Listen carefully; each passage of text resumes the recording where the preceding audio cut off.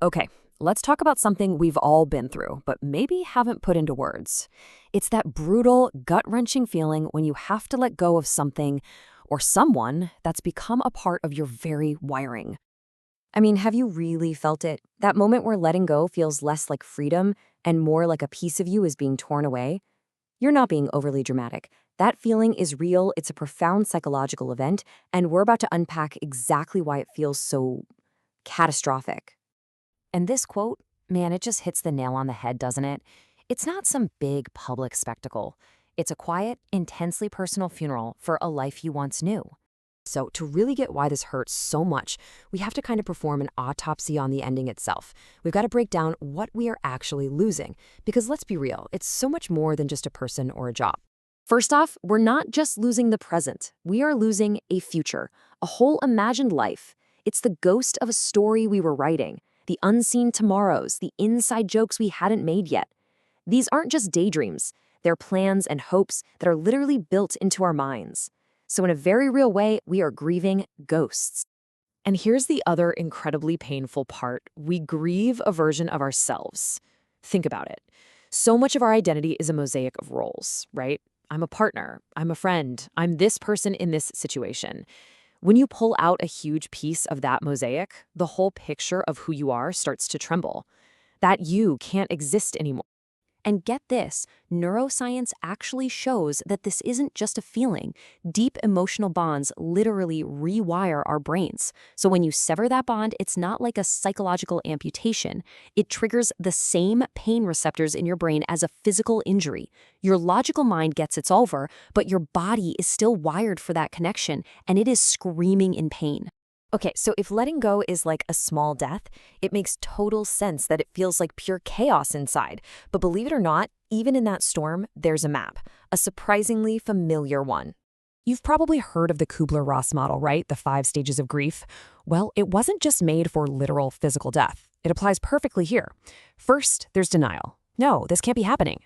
Then anger. Then the bargaining. If I just do this one thing. Then the deep sadness, the depression. And then finally, hopefully, you get to acceptance. But here's the thing you absolutely have to remember.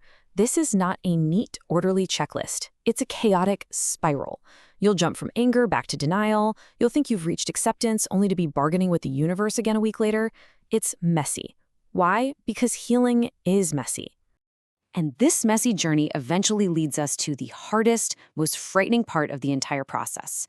The moment you actually have to surrender, when you have to face that feeling of becoming nothing. You know, in a lot of spiritual traditions, they have a name for this. They call it ego death. It's the total dissolution of that self you've built. All the stories, all the labels, all the identities. It's that terrifying moment when you ask, who am I now? And the only answer you get back is silence. And our brains are not designed for this. Our psyche is hardwired for one thing: self-preservation. So when it senses this identity dissolving, this void, it interprets it as a literal threat to your survival. It feels like you're dying because every alarm bell in your nervous system is convinced that you are. This quote just nails it. The collapse of your inner world, your story, your sense of self, feels just as real, just as terrifying, and just as final as if the physical world around you was crumbling to dust. But here's the beautiful, crazy paradox at the heart of all this pain. This feeling of death, this complete annihilation, it's the absolute, non-negotiable requirement for any kind of real rebirth. So you're faced with a choice, a really stark choice. You can hold on. And that gives you certainty, sure, but it's the certainty of staying stuck, of stagnation, of suffering. Or you can let go. And yeah, it feels like annihilation, but on the other side of that is surrender, and on the other side of that is rebirth. It's the choice between withering away slowly and the terrifying, vibrant possibility of a true ending. I mean, just look at nature. It shows us this everywhere. A forest fire clears the way for new growth. A fallen tree decomposes and becomes a nursery for new life.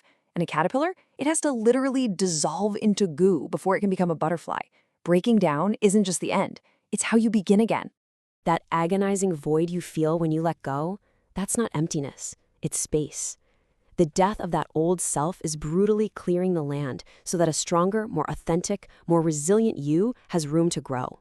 If you only remember one thing from all of this, please let it be this. That feeling that you are dying is not a sign you're doing it wrong. It's not a mistake. It is the process. It is the raw, undeniable proof that you loved hard, you hoped big, and you were brave enough to invest a piece of your soul into something. So I'll leave you with this question. An ending isn't just something you survive. It's an invitation. It's the moment you stop being a character in an old story and you become the architect of what's next. So, what are you going to build from the ashes?